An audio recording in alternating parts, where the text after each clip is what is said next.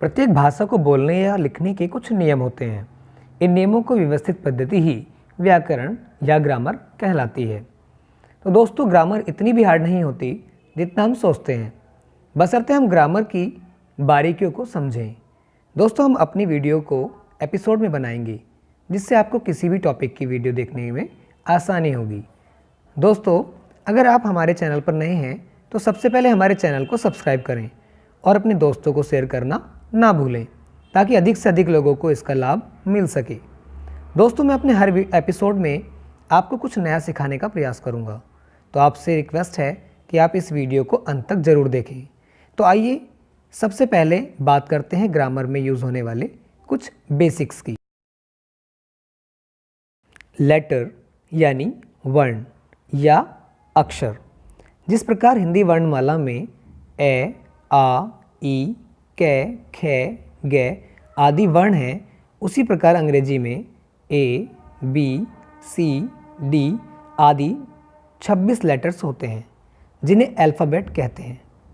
हिंदी के स्वर ए, आ, ई आदि और व्यंजन कै, खे, गे आदि के समान ही अंग्रेजी वर्णमाला के अक्षरों को वॉवेल्स यानी स्वर तथा कॉन्सोनेंट्स यानी व्यंजन दो भागों में बांटा गया है। वॉवेल्स यानी स्वर अंग्रेजी वर्णमाला में 5 स्वर होते हैं: ए, ई, आई, ओ, यू। कॉन्सोनेंट्स यानी व्यंजन अंग्रेजी वर्णमाला में 5 वॉवेल्स को छोड़कर शेष सभी 21 व्यंजन यानी कॉन्सोनेंट्स होते हैं। वर्ड यानी शब्द लेटर का एक ऐसा समूह जिसका कोई निश्चित अर्थ हो वर्ड या शब्द कहलाता है। जैसे के, आई, एन, जी। अगर आप इन दोनों चारों लेटर्स को देखते हैं तो ये अलग अलग लेटर्स हैं। के एक अलग लेटर है, आई अलग और एन अलग और जी अलग लेटर है।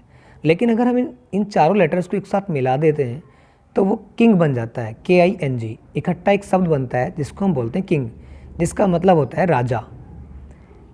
ऐसे ही अगर हम बी डबल ओ के यानी बी ओ ओ के को अलग अलग देखें तो वो 4 लेटर्स हैं, लेकिन अगर हम उनको मिला देते हैं तो वो बी डबल ओ के बुक एक इकट्ठा वर्ड बन जाता है जिसका मतलब होता है पुस्तक।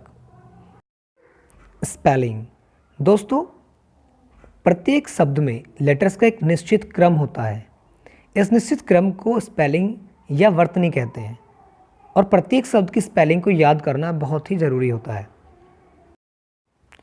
फ्रेज यानी वाक्यांश या शब्द समूह। ये शब्दों का वह समूह होता है जिसका निश्चित अर्थ होते हुए भी भाव अपूर्ण होता है। इसमें वर्ब नहीं होती है, लेकिन सब्जेक्ट हो भी सकता है और नहीं भी। जैसे for an example, in my garden. इसमें आप देखेंगे कि कोई क्रिया नहीं है। क्लोज यानी उपवाक्य। यह शब्दों का वह समूह होता है जिसका निश्चित अर्थ तो होता है, लेकिन यह स्वयं अपने आप में एक पूर्ण वाक्य नहीं होता, बल्कि एक पूरे वाक्य का भाग होता है। जैसे I met the man who is an expert surgeon. इस सेंटेंस में who is an expert surgeon एक क्लोज है। सेंटेंस यानी वाक्य शब्दों के समूह से वाक्य की रचना होती है तथा वाक्य अपना पूर्ण तथा स्पष्ट अर्थ भी देता है। तो दोस्तों, आशा करते हैं आपको हमारी ये वीडियो पसंद आई होगी। अपने दोस्तों के साथ वीडियो को शेयर करना ना भूलें। तो मिलते हैं अगले एपिसोड में।